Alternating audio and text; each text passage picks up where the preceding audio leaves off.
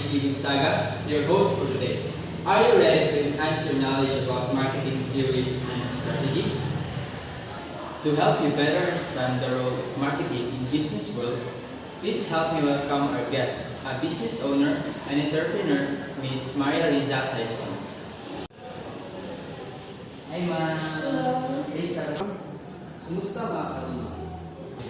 Actually, salamat sa Ginoo kay okay naman yun akong life ron, like pakatabang ko sa akong family, then kung sa ilang mga gusto mahatagan ako, dili pareha sa una nga kanang kung sa gusto sa akong family, like maluoy ko kay dili na ako mahatag, pero thank God karon mahatag din ako ilang gusto dahil sa ako ang self-food, kung ako'y gusto, makapalit na ako. Pero before ka na yung successful business owner mo, dagdag mo ba lagi yung struggles mo? Like, may gusto pa sa una? Yes, as a business owner, dili gid sa yung nagpadagan ko sa kanegosyo. Sama sa akong mga nagian sa una.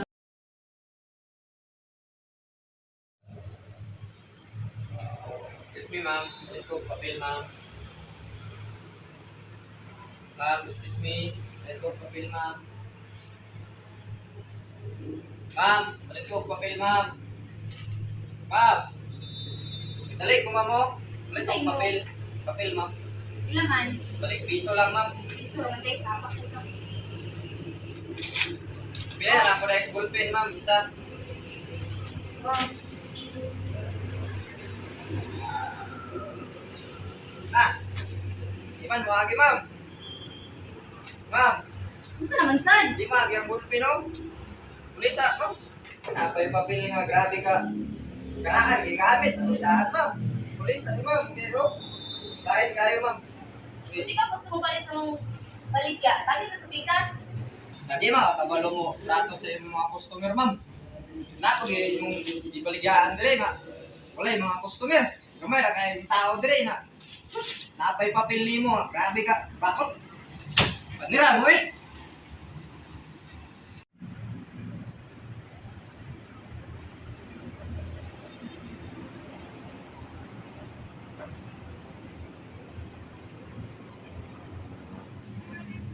Pero kuya, kaya nabangi kuya din, nabangkap na kung negosyo din niya, oy. Wala naman kaayoy ka pa man eh. Oh. Oh, sige ya. Sige ya, salamat ya. Grabe gini ka sa una ma'am ba? Dagan ni person ni Nadia. Yes, hindi gid sa ilang ako mga nagian sa una kasi sa diha mga failure ko. Like nakunaon ako nga dili lang ko padayon sa pagnegosyo.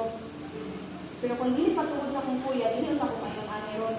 Munang salamat tayo sa akong kuya. Yung sa mo sa inyong kuya pagtabang sa mga ma'am, like, yung sa niya pag bago sa inyong kinabuhi, nag-isod ka.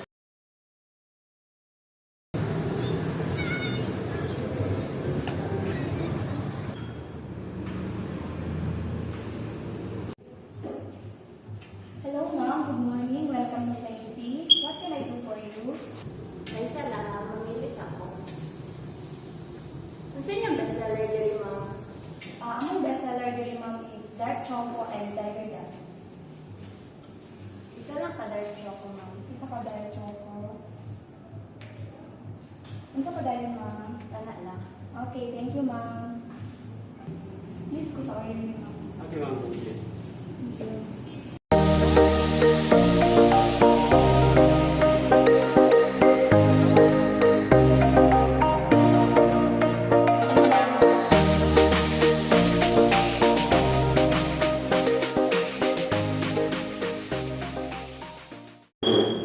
Excuse me, ma'am. Dark chocolate. Dali ko yung order ko. Thank you. Thank you, ma'am. Uy, Say! Sinisorry ka? Uy, hey kuya! Gusto ka na mong boyfriend? Nagat sa business. Okay naman yung noon niya. Yeah. Okay naman siya.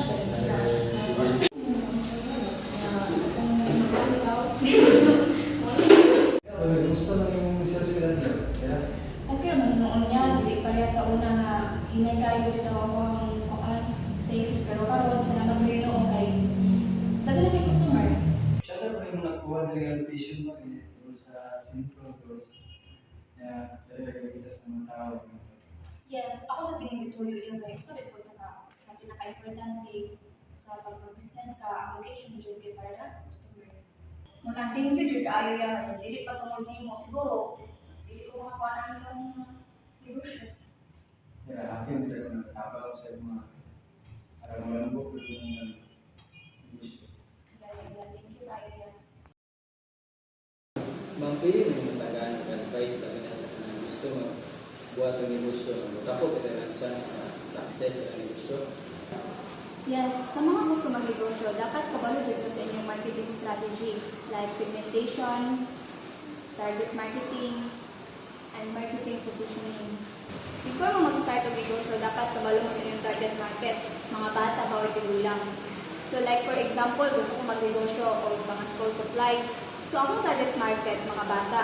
Then ang akong positioning, at bang dito sa eskwelahan, kaya ang mga bata, mag-eskwela, mga estudyante, like kailangan nagitan nila ang mga school supplies. So, dapat ang location jud sa imong negosyo dapat atbang sa eskwelahan kay para halilot ng baligya. So, kamo kung gusto magnegosyo, usa sa pinaka-importante ang inyong customer service.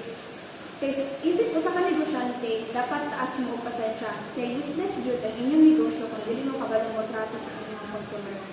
Salamat kayo sa mga advice ng pangatag, ma'am. Kagandang yung ito, kami na sa mga gusto ng negosyo. Una sa tanan, salamat sa Ginoo sa pagbiya sa akua, especially to my family. Thank you so much. And thank you so much for inviting me to your show. It's my pleasure to share my experience in business. Punta ma'am, tuloy-tuloy yung pag-success ma'am sa kinabuhi o salamat sa kanila. Once again, this is John Benedict Gonzaga, your host for today. Thank you and God bless everyone.